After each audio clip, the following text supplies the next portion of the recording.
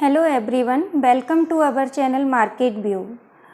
अभी तक आपने देखा होगा कि हम लोगों ने डिस्कस किया है कि मार्केट में ऐसे कौन कौन से पॉइंट हैं जिनको बेसिकली ध्यान रख के हम एक अच्छा प्रॉफिट निकाल सकते हैं।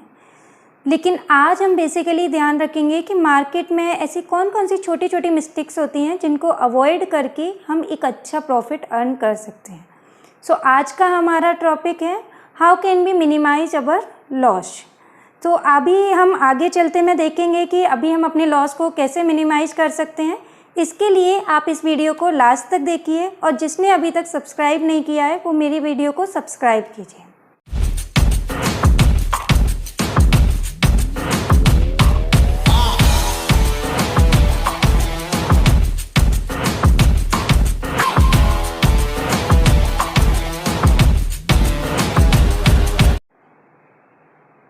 मार्केट में आप सब जानते हो कि प्रॉफिट निकालना जितना ज़रूरी होता है उतना ही ज़रूरी होता है लॉस को कम करना।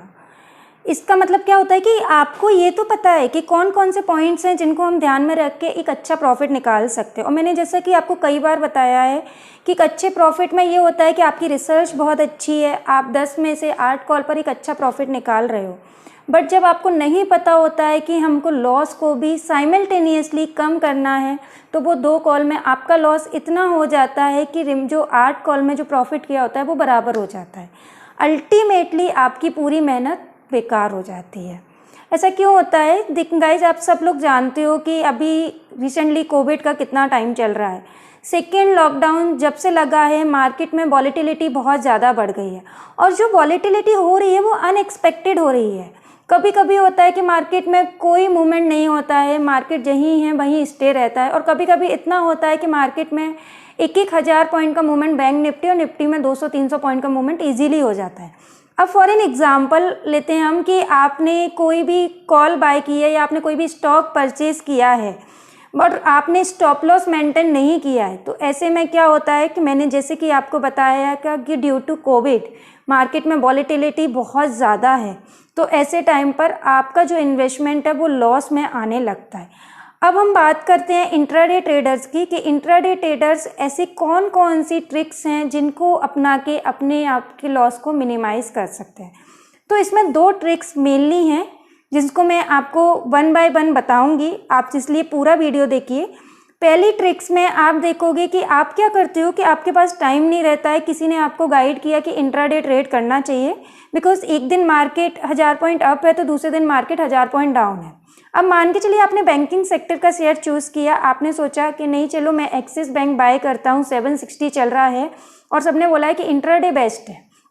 आपके पास टाइम नहीं है, देन ऑल्सो आपने दूसरों के कहने पर अपनी अकल लगाए बिन इंट्राडे ट्रेड में एक्सिस बैंक बाय कर लिया।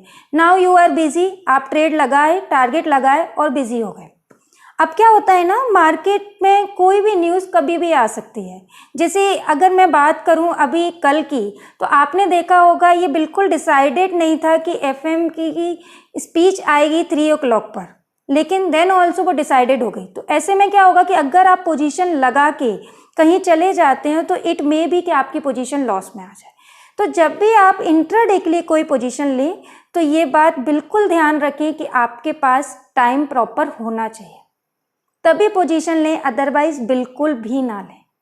अदरवाइज क्या होगा कि आपका लॉस हो जाएगा और आप ब्लेम किसको करोगे? जिसने आपको सजेस्ट किया था, बट उसने ये नहीं बोला था कि आप पोजीशन लगा के कहीं चले जाइएगा।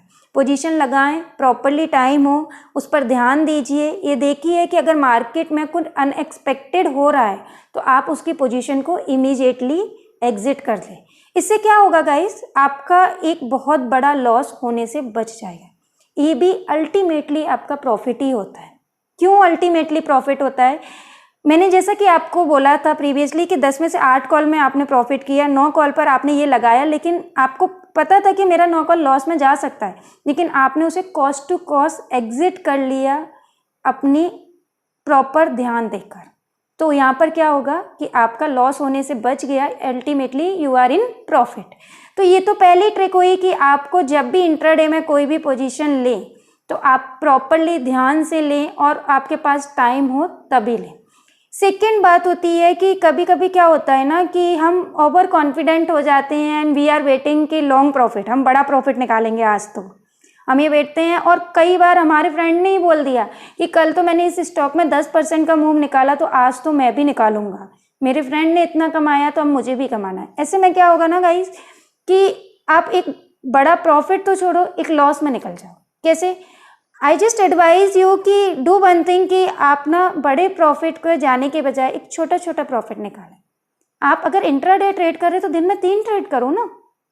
उससे क्या होगा, जैसे फॉर एन एग्जाम्पल आपने SBI बाय किया, आप उसमें 3 पॉइंट निकाले, एग्जिट हो गए 1% के रिटर्न में, फिर आपको लगा कि नहीं now I am switch to the another sector, pharma में जाता हूँ, मैं फार्मा में देखता हूँ कुछ अच्छा है क्या, तो आपने फार्मा में दूसरा स्टॉक ले लिया, वहाँ पर भी आप 1 से 1.5% पे एग्जिट हो गए। इसी तरीके से आपने तीसरा सेक्टर में भी बैंकिंग में फिर से ले लिया, लेकिन आप भी आप 1 से 1.5%। और सेकंड थिंग क्या होती है ना, जैसे आपने मॉर्निंग में बाइंग में पोजीशन निकाल के प्रॉफिट बुक कर लिया, आपको लग रहा है सेकंड हाफ में मार्केट डाउन है, तो वहाँ पर आपने डाउन में जाके पोजीशन पर प्रॉफिट निकाल लिया।